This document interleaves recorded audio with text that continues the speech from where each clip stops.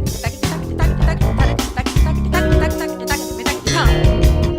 the north to the south, to the west, to the east, to the bottom, to the middle, to the top. 7 connections to 7 directions, 7 connections, and we don't stop. From the north to the south, to the west, to the east, to the bottom, to the middle, to the top. 7 connections to 7 directions, 7 connections, and we don't stop, we don't stop.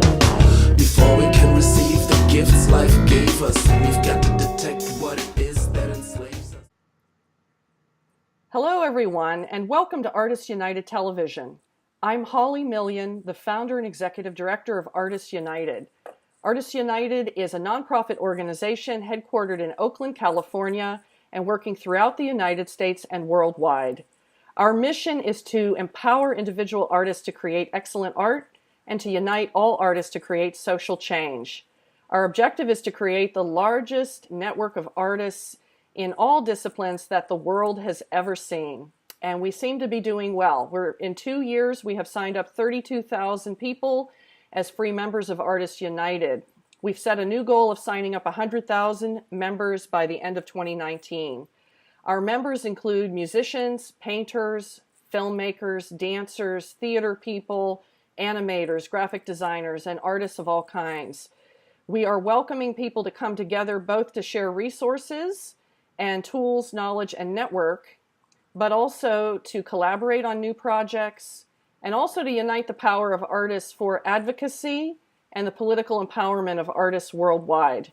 So our focus is the economic empowerment and the political empowerment of all artists everywhere. I'm excited to report our programs are up and running. We have online educational content. We're doing artist networking events all over the United States and even worldwide. We're building an online platform to connect all of our members to each other, and much, much more. If you'd like to sign up as a free member or get involved, please visit our website at artistsunited.net. That's artists, plural, united.net. On today's show, I am very proud to have Lisa Berger, who's a member of the Artists United Board of Directors, as well as the executive director of a nonprofit organization called Independent Arts and Media, which is located in San Francisco. And Lisa is going to be talking to us about fiscal sponsorship, which sounds like a very freaky financial thing or scary legal thing. And it is legal and it is financial, but it's not scary. And she's going to explain why artists need to know about this and how it empowers you to make art. So without further ado, I'd like to welcome you, Lisa, to Artists United Television. Hello, Holly. Thank you for inviting me. Hello to everyone out there in the Artists United family. Thank you for being here. And would you please kindly tell everyone who's watching a bit more about yourself, Lisa, and what you do, and also what Independent Arts and Media does? Of course. So I am the executive director and board president for Independent Arts and Media, and I've been with the organization since about 2012. And Indie Arts, what we generally refer to ourselves as short in the name, we predominantly provide fiscal sponsorship. We have been around since about 2000, and when we first started, we were really more about community convenings and providing community resources in large public events. But over time, we switched to focus predominantly on fiscal sponsorship, and that has really been the core of our programming for the last 6-7 years now. And we are based in San Francisco. We also have a branch office over in Oakland, but our programming is really national. We support, so basically, I'm going to go straight to what is fiscal sponsorship because that might provide more context here.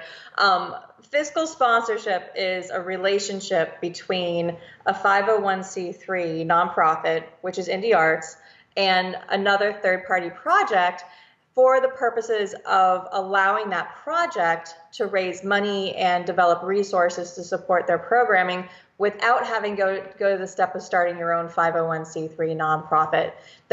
Starting your own nonprofit is you're basically managing a small business. And most artists, most media producers don't have the resources to do that. So you find a partner, and that's the fiscal sponsor. Now, most of our projects are Bay Area, but like I said, we're national. And so we support over 60 projects around the country, everywhere from New York and Georgia, Colorado, Chicago, LA, San Francisco, obviously, all the way up. We've had projects up in Washington, so we're really all over the place. It's been a fantastic network of people coming together to really look at how to provide resources for artists collectively. Well, it's amazing how fast you've grown and just how many organizations you have and the breadth of it. I know there are nonprofits and art organizations. And do you have any individual artists also who are fiscally sponsored?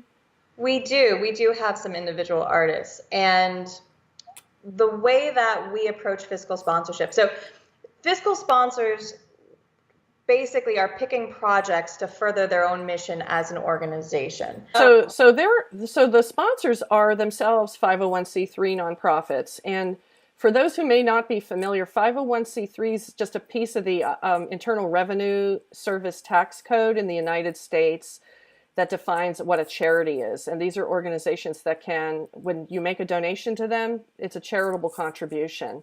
So you have to file paperwork with the IRS, and you have to be approved. And then when you get that entitles you to apply for grants from foundations, or if an individual writes you a check, that they can write it off on their taxes. So, and I know I wanted to define that a little bit, Lisa, because we do have a lot of viewers who are outside of the U.S. and may not know what that is. And also there's some young artists and others who haven't come across that yet. So I just thought I would explain that.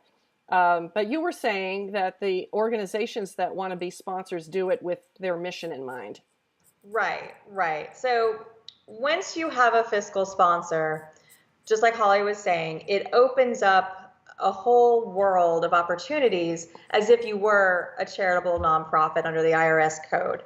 And so you have the opportunity to raise individual donations, apply for grants from foundations and government entities, as well as solicit corporate sponsorship. Because a lot of these givers they want to give to somebody who they can get the tax write-off for their own financial benefit. And so you need to be able to have that status or the relationship through the sponsor. Now, the other thing the sponsor can provide you is a world of services and back-end support. Because like I said, starting a nonprofit is basically starting a small business. And a lot of arts programmers don't have the capacity to suddenly start running a business. And so if you can find a sponsor that can provide those services for you, it's almost like subcontracting or outsourcing your office manager to this other group who also comes in with a world of resources like the charitable status.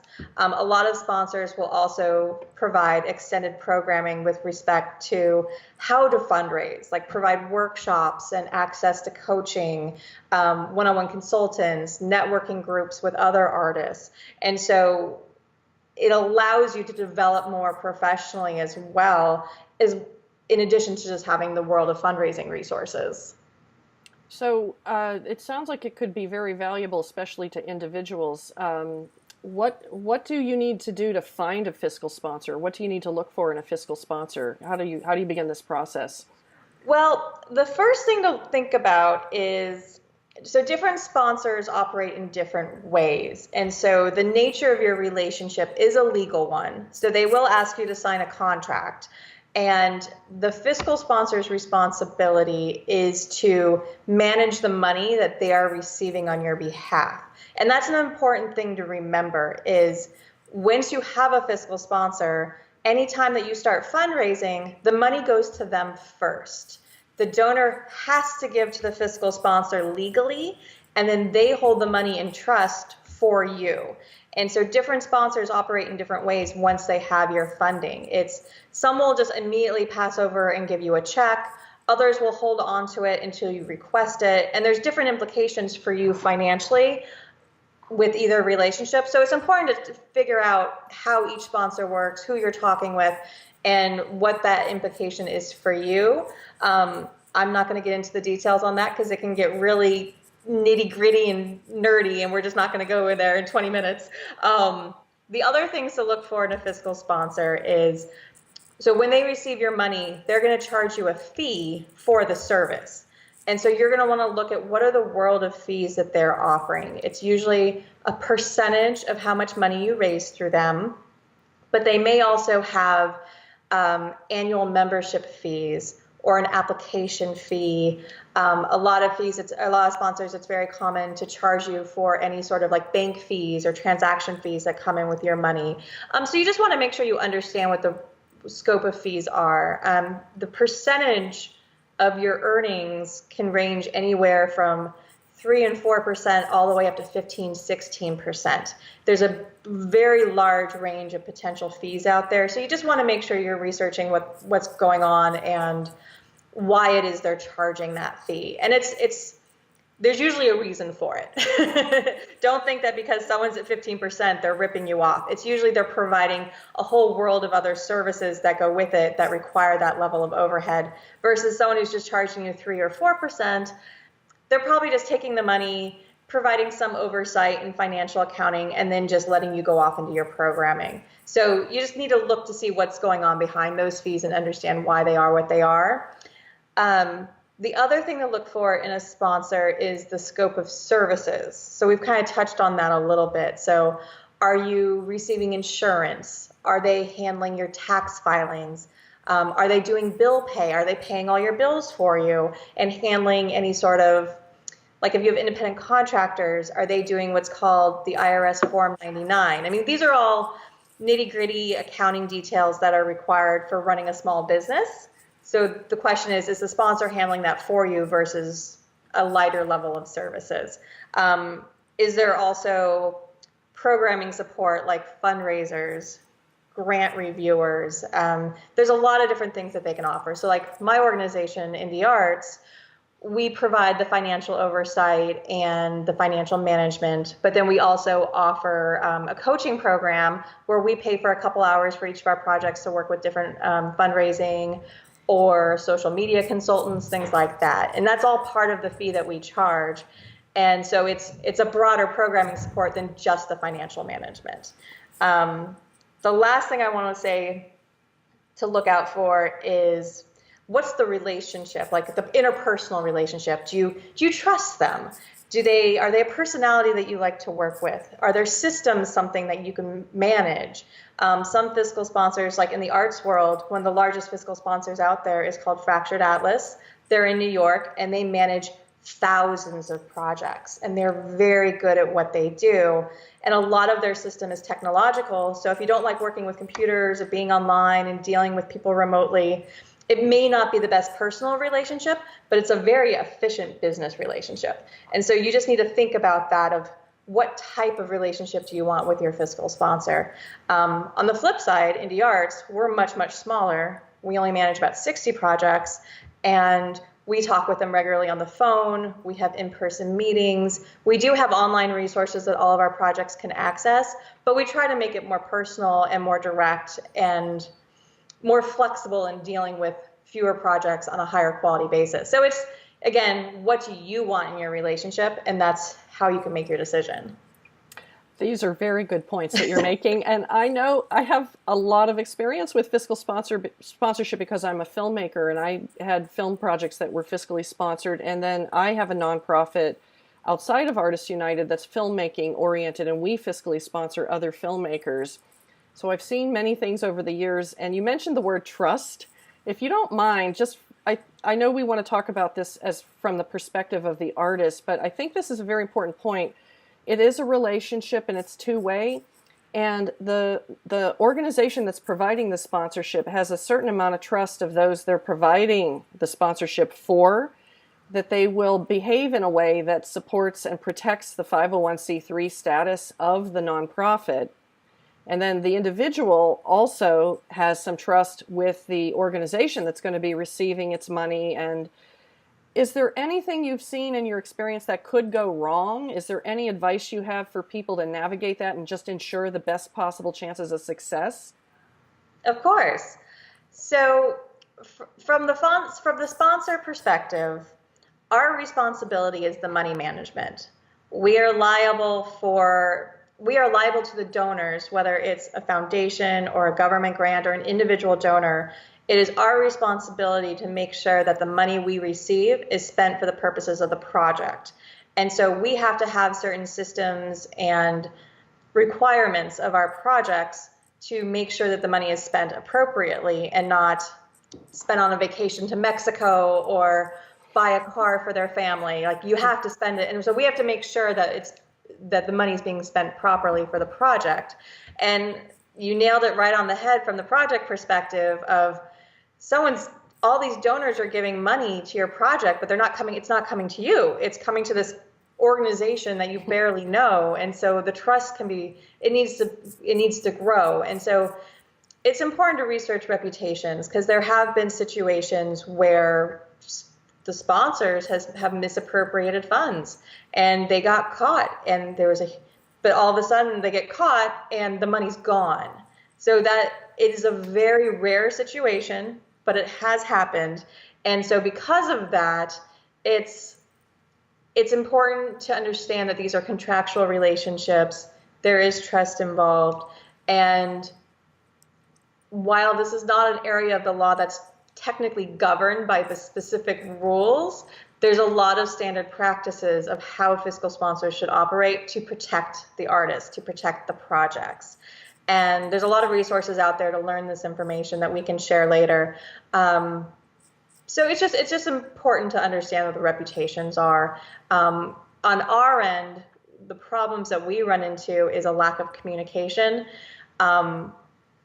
If a project is not willing to engage us in conversation and email, does not respond to reporting requirements, then that causes a problem for us, because we're not able to understand if they're actually fulfilling their obligations and implementing the project. And so it's communication with your sponsor is really important. Understanding if they're going to have reporting requirements for you, communication requirements for you, understand what those are and be willing to engage them.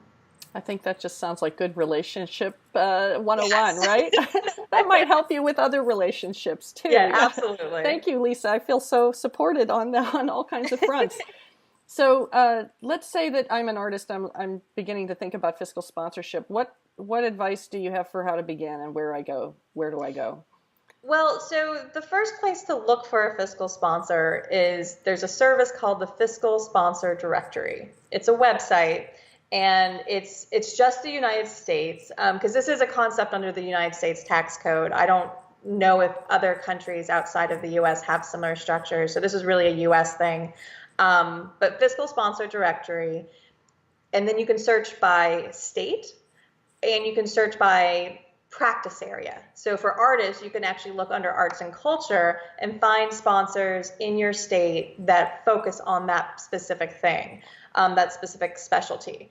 If you are a health and wellness organization, or there's an environmental specific project. Those are all specialties that you can search for on the directory. It's fantastic. Other ways that you can look for sponsors is look at other artists and other projects that are doing similar things as you who have sponsors, and find out who their sponsor is. They already have had a relationship with them, so you know it's working. Yeah. So there's automatic trust that kind of comes into this referral. The other thing to look at is potential sponsors that are local. So there might be organizations in your area that can help sponsor you, and then they can also help with established relationships with potential donors and funders, city agencies that give money in your area, because they already know how those systems work. So that can be good as well. And then again, the specialist area. It's like Holly, you mentioned before, working with film. Film is a very specific area within fiscal sponsorship. And while Indie Arts, we're more of a generalist when it comes to art-related projects, we have some film projects, but a film fiscal sponsor is a different thing. And it's not to say that we can't help our film projects, but a film fiscal sponsor has a higher level of expertise in those areas and might be able to provide you with more depending on what your needs are. So that's another thing to look for. Yeah, film is complicated, I'll tell you that for sure. Yeah. It's a complicated art form. So let's say somebody's interested in contacting Independent Arts and Media about potential fiscal sponsorship for themselves as an artist. Are you currently accepting new applications? Yeah, we accept applications on a rolling basis. We review applications 4 times a year. just at each of our regular board meetings. Most fiscal sponsors, your application has to be considered by their board of directors for approval. And so we meet quarterly, we review applications. We do also review applications on special short notice requests. So if you know you're working with a funder who has a deadline coming up in a few weeks, we can review applications on a special basis for a $50 fee. So we're pretty flexible with that. Like our next board meeting, well, okay, you can edit coming. That. Yeah, like it's going to be in a few weeks. So wait, no, this is going to be broadcast in January. That's always true though, right? You always have new board meetings. So if people can apply at any time and they'll just be put into the process, right? So, but Right. it sounds like you're extremely responsive and you are open to sponsoring individual artists. So if you're watching and you're a filmmaker or you're a theater person or you have a nonprofit arts organization or some other kind of project that's art-based that you need sponsorship, Lisa can help you, and Independent Arts and Media is accepting applications on a rolling basis. How can they find you, Lisa? What's your website? Our website is artsandmedia.net. Arts, plural, and media.net.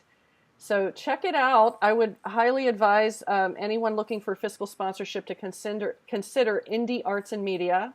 And Lisa Berger, the executive director, just gave us a great crash course in what fiscal sponsorship is, what it means, why it helps artists. Any final tip or word you want to give, Lisa, before we say goodbye? Yeah, I think just the last thing I want to end on is why an artist should even consider this. We talked a lot about the resources that can be provided and fundraising, but that doesn't really get to the heart of the why. If you're an individual artist, and for most of us in these days now, the financial reality of being an artist is extremely difficult, and providing the economic support and the financial support is getting harder and harder. And people have been turning to crowdfunding and other Kickstarter and things like that to raise money.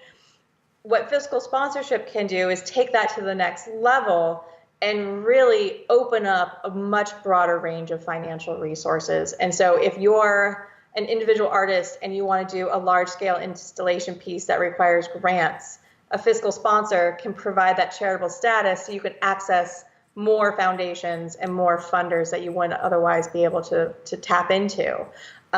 If you're an art collective and you're operating as a group, you could get your collective fiscally sponsored and then start raising money for infrastructure improvements to your space. You can raise money to support you in gallery representations of your artists. And it's something that you can do collectively and almost acting as a business at that point. And it can bring in a lot more resources for the group. So that's just something to think about, is what could you do with this additional fundraising to support either your individual projects or a collective and a larger infrastructure that you're trying to build. I love that you're suggesting that this resource and this sort of legal financial tool can actually be used by artists in a creative way, Lisa. That's that's what I love about this stuff. And I just love that you've shared this so much. Thank you so much for being here. I just want to let everyone know this is Lisa Berger, the executive director of Independent Arts and Media, which provides fiscal sponsorship for nonprofit organizations and also individual artists. Please check them out at artsandmedia.net. That's arts, plural, and media.net. This show is Artists United Television, which features members of the diverse Artists United community, now 32,000 people and growing. Our goal is to sign up 100,000 by the end of 2019. If you're not yet a member, please visit our website at artistsunited.net. That's artists, plural, united.net. Sign up on our web form to become a free member of Artists United. You'll receive our e-newsletter, as well as invitations to events all around the United States and even worldwide. We have an event coming up soon in Poland. It'll be our first there. We've hosted events in Namibia, China, and Spain. A whole lot more coming on that side. We also have a platform that we're developing to connect you to everyone else in the Artists United network. So if you sign up, you'll be first in line to be able to do that. There's a prototype we're developing now. And we also welcome you to be on this show or to suggest people that you think have important information to share with artists in all disciplines worldwide. And we also accept volunteers. There's many ways to be involved with Artists United. So again, take a look at our website at artistsunited.net, artists plural united.net. My name is Holly Millian. I'm the founder and executive director of Artists United. This has been Artists United Television. And thanks again, Lisa. I'll see you at the next board meeting. Bye. Bye-bye. We don't stop, we don't stop. Before we can receive the gifts life gave us, we've got to detect what it is that enslaves us. Some of us are ruled by the things